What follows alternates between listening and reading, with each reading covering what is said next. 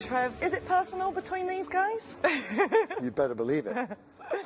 It's sort of built up. Do you know what? As Mourinho's got more confidence at Manchester United, and he signed an extension of his contract, and he feels really part of the Old Trafford sort of movement now. Kind of emboldened him to be really aggressive to Conte, and Conte's not comfortable with it. He'd rather just deal with his own club and just get on with it and win football matches.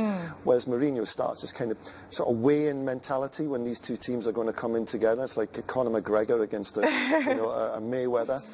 Quite quiet and there should be a boxing ring on the touchline. Yeah, it feels like that. The press conferences feel like it's a bit of a sparring match, and but it's always Mourinho who starts it. You know, he gets the thing going, and Conte started to bite, and I'm sure he just can't. I'm sure he'd prefer not to, but he has done, and now he's getting into that sort of exchange of words with Mourinho. But you know, it hasn't to affect the players. Now the players will see it.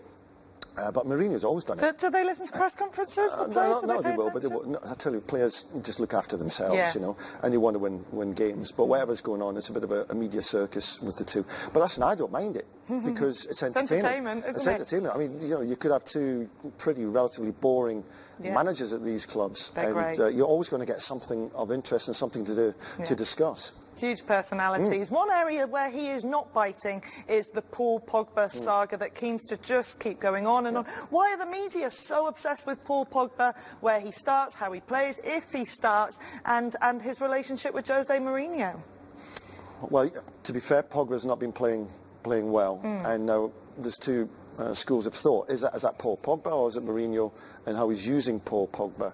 Then you throw in Sanchez coming from Arsenal with a massive salary. Has Sanchez disrupted the feng shui of this Man United team? Because he's come in, Pogba's now unstable, Jesse Lingard hasn't scored a goal since he arrived. I think it's Jesse Lingard and Martial who have been affected the most. I don't think Pogba's been really affected on the field by Sanchez coming, because Pogba wasn't playing that well anyway.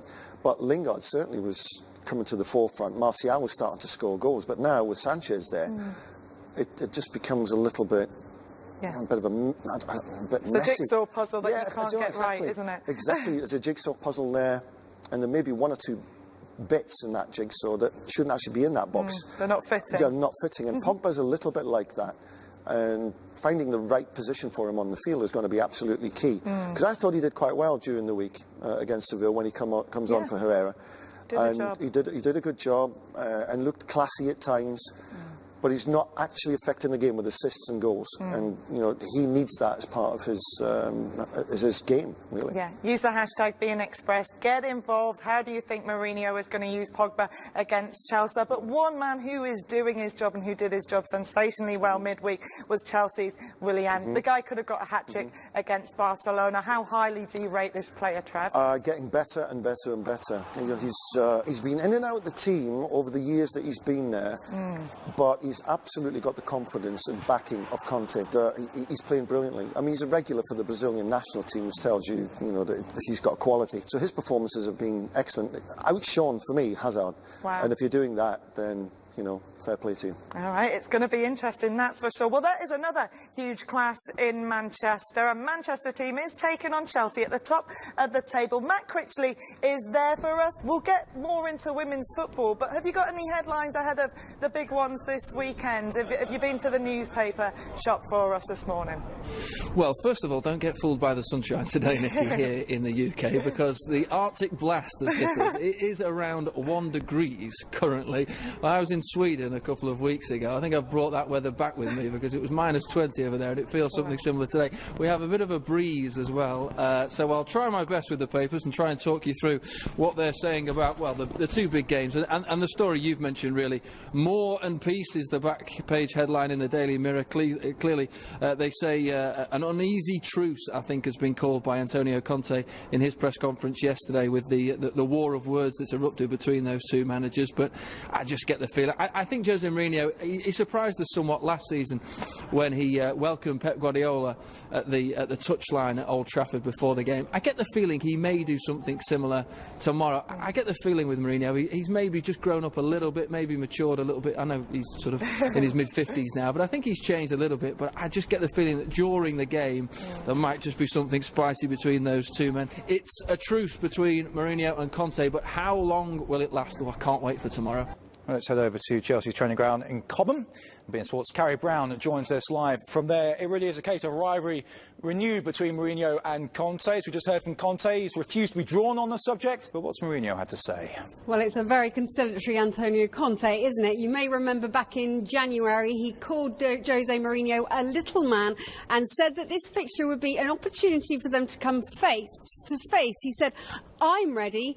I don't know if he's ready." But what has Jose Mourinho said? Well, he has also doused the flames in what has been a bit of a dress rehearsal to the pantomime I'm expecting pitchside around the handshakes. With so much on offer, though, and so much at stake, you really feel that neither manager wanted to give the other manager the advantage. Jose Mourinho said, "I don't want to speak about it. I'm not going to speak about it. That's not the point. He's a very good manager.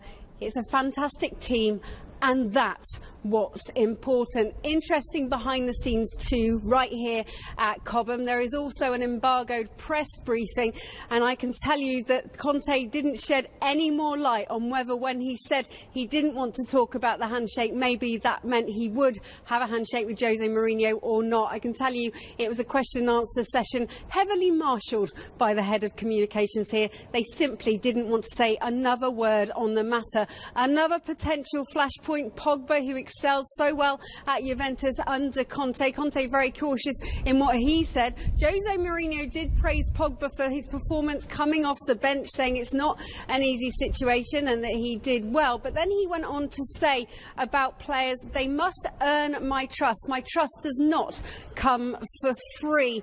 Conte, asked about Pogba, did say he's a fantastic player. He's a top player. If he doesn't play, better for us. Are they good friends again, Mourinho and Conte?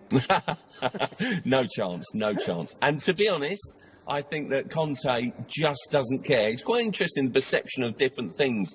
Obviously, there's been this verbal sparring and barbs across the fence, basically. Mourinho trying to wind up Conte. And for me, some people have seen it as kind of Mourinho getting under Conte's skin. I don't see that at all.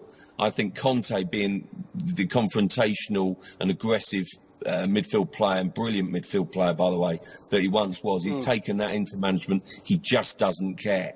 He's not getting riled by Mourinho, and he's giving back what he got, basically. And Chelsea will go, I think, with a plan to Man United, but with also extra motivation.